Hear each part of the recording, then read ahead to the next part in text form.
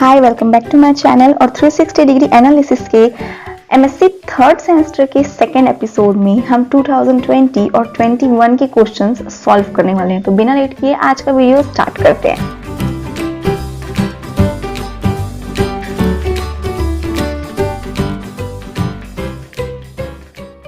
तो चलिए सॉल्व करते हैं 2020 और 21 की क्वेश्चंस। पहला क्वेश्चन आपकी स्क्रीन पर, the validity condition of WKB approximation method is given by. अब यहाँ पे चार कंडीशंस आपको दी हुई हैं, बट फ्रेंकली बता दूं कि इसका फर्स्ट का ऑप्शन नंबर सी जो है वो सही है। बट ये कैसे सही है तो देखिए, WKB अप्रोक्सीमेशन ये बोलता है कि अगर आप लैम्डा बार, जिसको हम लोग डी ब्रॉगली वेवलेंथ बोलते हैं, ठीक है, ये डी ब्रॉगली वेवलेंथ है, अगर आप डी ब्रॉगली वेवलेंथ के साथ कंपेयर करेंगे ना, तो rate of change of de Broglie wavelength is small in WKB approximation. मतलब कि अगर आप इसका डी ब्रॉगली वेवलेंथ की रेट ऑफ चेंज निकालेंगे तो ये क्या होती है, हमेशा कम होती है। तो इस हिसाब से ऑप्शन नंबर ए तो सही रहेगा। बट आप जानते हैं कि जो डी ब्रॉगली वेवलेंथ होती है उसका मोमेंटम के साथ रिलेशन जो है वो कुछ इस प्रकार का रहता है, h अपॉन लैम्डा। अब यहाँ पे अगर मैं 2 पाई अपॉन 2 पाई से मल्टीप्लाई और डिवाइड कर देती हूँ तो h अपॉन 2 पाई क्या होता है, h कट हो जाएगा, ठीक, जो कि ये, और लैम्डा अपॉन 2 पाई जो होता है ना वो होता है लैम्डा बार। तो ये रिलेशन आ गया, ठीक है। अब इस रिलेशन को मैं कुछ इस तरीके से भी लिख सकती हूँ कि lambda bar is equal to h cut upon p। तो ये जो फॉर्मुलेशन है, जो कि मेरा ऑप्शन नंबर ए है, यहाँ पे अगर लैम्डा बार की जगह मैं h कट डालूंगी तो ये फॉर्मुलेशन कुछ इस तरीके से दिखेगा। देखिए, d upon d x, lambda bar की जगह मैं डालती हूँ h कट अपॉन में p less than, very less than 1। इस हिसाब से आप देखते हैं कि ऑप्शन नंबर बी भी सही है, इसलिए इसका ऑप्शन नंबर सी, यानी कि जो दोनों ऑप्शन दिया था बोथ वाला, वो सही होगा। चलिए बढ़ते हैं हमारे क्वेश्चन नंबर 2 की तरफ, जो कि बोलता है the quantization condition of WKB approximation is given by. तो इसका आंसर जो है ना सी होगा, क्योंकि WKB अप्रोक्सीमेशन में जो क्वांटाइजेशन कंडीशन होती है ना, θ1 प्लस θ2 n पाई होती है, और साथ ही θ1 plus θ2 is equal to n plus 1 pi भी होती है। इस हिसाब से इसका आंसर जो है वो बोथ होगा, यानी कि option number C. Question number 3 आपकी स्क्रीन पर है, WKB approximation method is applicable only if potential is dash over the range of de Broglie wavelength. अब इस क्वेश्चन को थोड़ा ध्यान से देखिएगा। हम जानते हैं कि WKB approximation method slowly varying potential के लिए वैलिड होता है। किसके लिए? स्लोली वेरिंग पोटेंशियल के लिए। बट और ऑब्वियसली हम लोग जब देखेंगे तो हम लोग बोलेंगे ओके ऑप्शन नंबर ए ही सही है, क्योंकि उसमें स्लोली वेरिंग लिखा हुआ है। बट ध्यान से देखिए, इस क्वेश्चन के लास्ट में लिखा हुआ है over a range of de Broglie wavelength, जिसका मतलब है आप इस स्लोली वेरिंग पोटेंशियल को अगर डी ब्रॉगली वेवलेंथ से कंपेयर करेंगे ना, तो ये आपको ऑलमोस्ट कांस्टेंट फील होगा, क्योंकि डी ब्रॉगली वेवलेंथ ऑलरेडी बहुत छोटी होती है। अब उसमें आप एक स्लो वेरिंग पोटेंशियल को कंपेयर करेंगे तो वो आपको क्या होगा, कांस्टेंट फील होगा। तो इसका आंसर क्या है आपका, कांस्टेंट, ठीक है। क्वेश्चन नंबर 4 की तरफ बढ़ते हैं। The variation method is mostly suitable for calculating energy of quantum system. Variation method किसकी कैलकुलेशन के लिए यूज होता है? तो ये आपकी ग्राउंड स्टेट एनर्जी को कैलकुलेट करने के लिए यूज होता है, ठीक है। ये मैंने पिछले वीडियो में भी बताया था। अगर आप उस वीडियो को देखे होंगे तो आपको कॉन्सेप्ट आई थिंक समझ में आ जाएगा, क्योंकि उस वीडियो में मैंने डीप बातें भी की थी जो कि इंपॉर्टेंट होती हैं ऑब्जेक्टिव क्वेश्चंस के लिए। Question number 5, the energy calculated by variational method will always follow the dash condition। मतलब वेरिएशनल मेथड में जो एनर्जी कैलकुलेट होती है वो कौन सी कंडीशन को फॉलो करती है? तो जो कैलकुलेटेड एनर्जी रहती है या तो इक्वल रहेगी या तो बड़ी रहेगी आपकी एक्चुअल एनर्जी से, ठीक है। तो ये कंडीशन यानी कि ऑप्शन नंबर सी जो है वो इसमें फॉलो होता है। क्वेश्चन नंबर 6 जो है बहुत ही कट टू कट टाइप का क्वेश्चन है, जो कि बोलता है कि the potential energy for hydrogen atom can be taken as, यानी हाइड्रोजन एटम के लिए पोटेंशियल एनर्जी आप क्या ले सकते हैं? तो हाइड्रोजन एटम के लिए पोटेंशियल एनर्जी होती है k E² अपॉन r, ठीक है। बात करते हैं क्वेश्चन नंबर 7 की। The number of particles scattered into element of solid angle d omega per unit time and per unit incident flux is given by. ये question थोड़ा सा कंफ्यूजिंग है। ये क्या बोलता है आपको?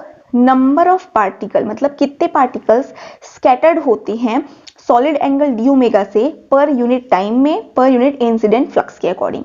तो इसका आंसर आएगा डिफरेंशियल क्रॉस सेक्शन। इसका आंसर क्या आएगा? Differential cross section. क्यों आएगा? सिर्फ एक माइन्यूट से वर्ड के कारण। देखिए ऑप्शन नंबर ए जो है ना वो बोलता है टोटल क्रॉस सेक्शन, ठीक है, जबकि ऑप्शन नंबर सी जो है वो बोलता है डिफरेंशियल क्रॉस सेक्शन।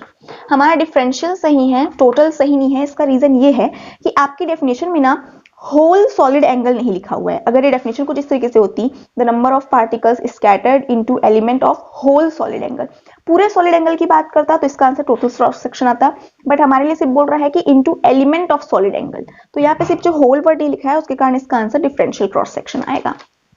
चलिए क्वेश्चन नंबर 8 बहुत ही डिफाइनाइट सा क्वेश्चन है। 1 बार इज इक्वल टू, तो 1 बार जो होता है ना अगर आप इसको मीटर में कन्वर्ट करेंगे तो ये होगा 10 की पावर माइनस 28 मीटर स्क्वायर। अब यहाँ पर ऑप्शन नंबर डी भी 10 की पावर माइनस 28 दी है, बट ये मीटर स्क्वायर की जगह ना मीटर दिया हुआ है जो कि रॉन्ग होगा। हमें यूनिट का भी ध्यान देना पड़ता है। तो इस हिसाब से आपके क्वेश्चन नंबर 8 का आंसर जो है ना ऑप्शन नंबर सी होगा। क्वेश्चन नंबर 9 बोलता है the scattered wave will spherical symmetric in the case of dash scattering. कौन सी स्कैटरिंग में जो स्कैटर्ड वेव रहती है उसको हम स्फेरिकल सिमेट्रिक लेते हैं? तो इसका आंसर आएगा option number C, high energy. तो क्वेश्चन नंबर 9 का आंसर नंबर सी रहेगा, हाई एनर्जी। क्वेश्चन नंबर 10 बोलता है the scattered wave is approximately taken as a plane wave under dash approximation. किस अप्रोक्सीमेशन में स्कैटर्ड वेव जो होता है उसको प्लेन वेव की तरह माना जाता है? तो इसका आंसर है बर्न अप्रोक्सीमेशन। ठीक है, तो 10th का ऑप्शन नंबर ए जो है वो सही रहेगा। क्वेश्चन नंबर 11, मुझे लगता है ये हल्का सा थोड़ा सा मतलब ये क्वेश्चन मिसप्रिंट है, मुझे ऐसा फील होता है। The transition of a quantum system takes place when a dash perturbation interact with it. ये पर्टर्बेशन का क्वेश्चन है जो कि बोलता है कि ठीक है, जब आप टाइम डिपेंडेंट पर्टर्बेशन थ्योरी लगाते हैं ना तो ऑब्वियसली बात है एक क्वांटम स्टेट से दूसरे क्वांटम स्टेट में ट्रांजिशन होता ही होता है। ठीक है, अब यहाँ पे पर्टर्बेशन के अंतर्गत कौन कौन से पर्टर्बेशन दिए गए हैं? ऑप्शन ए है कांस्टेंट पर्टर्बेशन, ऑप्शन बी है हार्मोनिक पर्टर्बेशन, ऑप्शन सी है एडियाबैटिक पर्टर्बेशन और ऑप्शन डी है सडन पर्टर्बेशन। तो किस पर्टर्बेशन में आपका ट्रांजिशन होगा? अब जरा इस क्वेश्चन को ध्यान से सुनिएगा, मुझे क्यों डाउटफुल लगा। जब आप कांस्टेंट पर्टर्बेशन की बात करते हैं ना, जो कि आपका ऑप्शन नंबर ए दिया हुआ है, ठीक है, कांस्टेंट पर्टर्बेशन, तो कांस्टेंट पर्टर्बेशन की कंडीशन क्या होती है? Constant perturbation neither removes energy from the system nor supplies energy for the system. This is energy conserve transformation. Constant perturbation में क्या होता है ना, एनर्जी जो है ना वो कंजर्व रहती है, यानी एनर्जी ना तो ट्रांसफॉर्म होती है ना तो ली जाती है।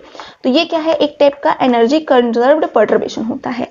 तो यहाँ पे भी ट्रांजिशन होता है, कांस्टेंट में ट्रांजिशन जो है वो होता है। बात करते हैं हार्मोनिक की। ठीक है, हार्मोनिक पर्टर्बेशन के केस में क्या होता है ना, हार्मोनिक पर्टर्बेशन के केस में होता है कि when charge particle interact with an electromagnetic field this perturbation encounters. यानी जब आप चार्ज पार्टिकल की बात करेंगे ना तब हार्मोनिक पर्टर्बेशन को हम यूज करते हैं।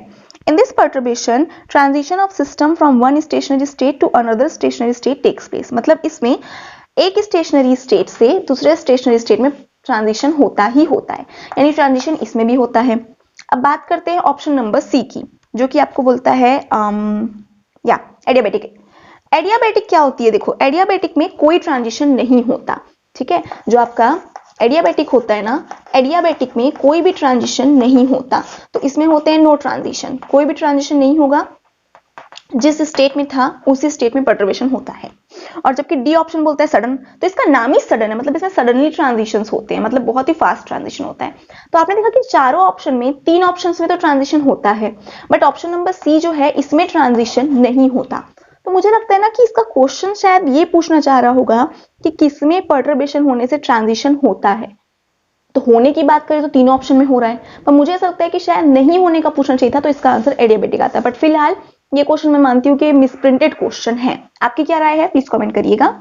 तो बढ़ते हैं क्वेश्चन नंबर 12 की तरफ। Constant perturbation cause dash transition allowing transition between states of equal energy. Constant perturbation कौन सा ट्रांजिशन होता है? तो जैसे कि क्वेश्चन नंबर 11 में हम डिटेल में पढ़ ही चुके हैं कि कौन सा पर्टर्बेशन क्या करता है।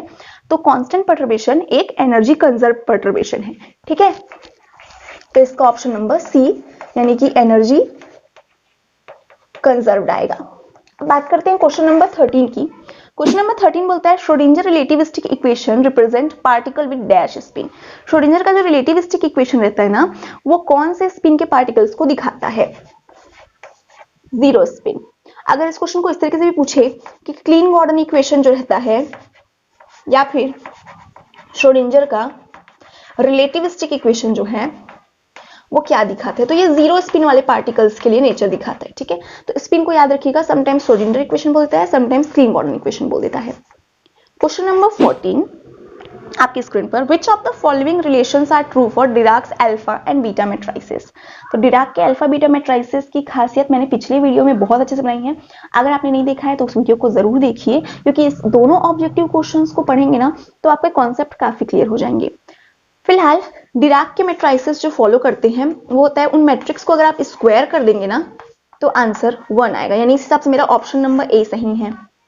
अब हम जानते हैं कि एक मैट्रिक्स जो होता है ना उसको दूसरे मैट्रिक्स से मल्टीप्लाई करिए और इस ऑर्डर को अगर आप रिवर्स कर दें तो आंसर नेगेटिव होता है।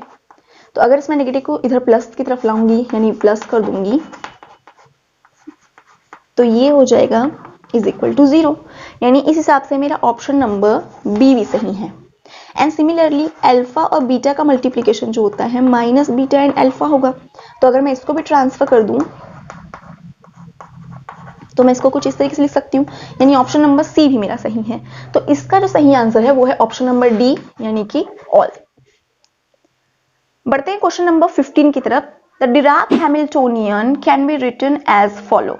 डिराक हैमिल्टोनियन इक्वेशन को आप किस तरीके से लिख सकते हैं? तो ये होता है H इज इक्वल टू कोई कांस्टेंट अल्फा डॉट पी, दोनों vector quantity, plus beta M naught C square. तो अगर ध्यान से देखें तो ये हमारा ऑप्शन नंबर सी जो है 15th क्वेश्चन का सही है।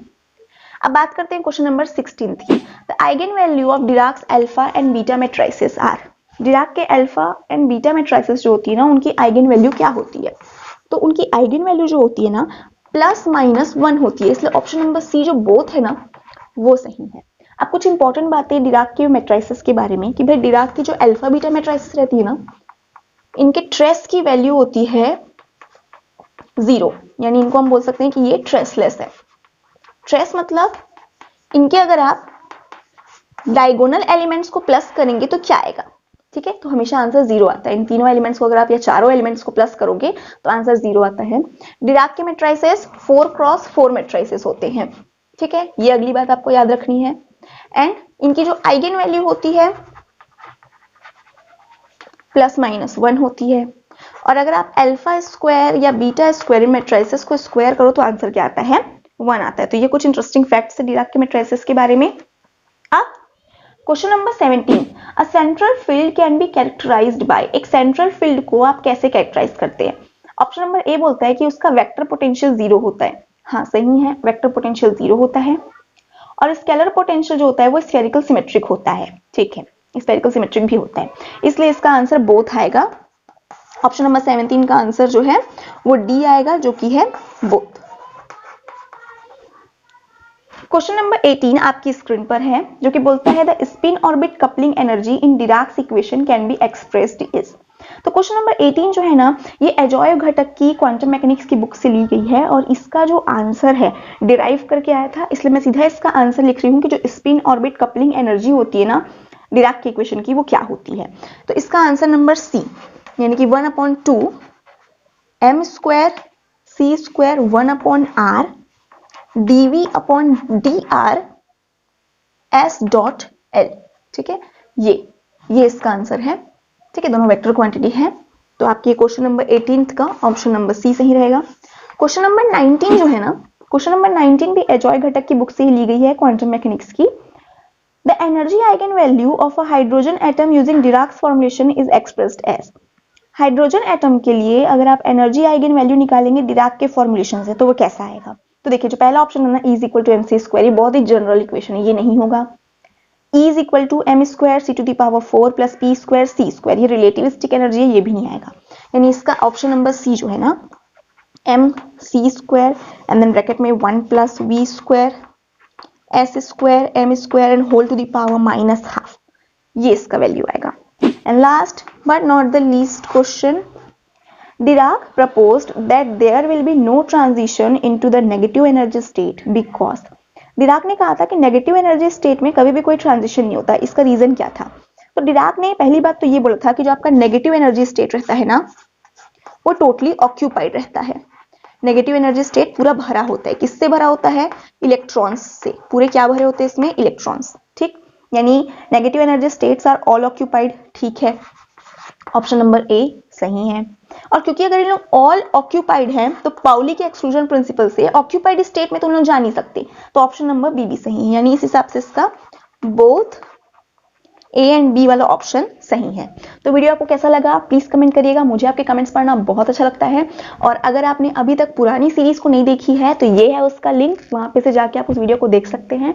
होपफुली आपके एग्जाम्स अच्छे जाएंगे, भले ही ऑनलाइन है तो क्या हुआ, but like share and subscribe. Thank you for watching.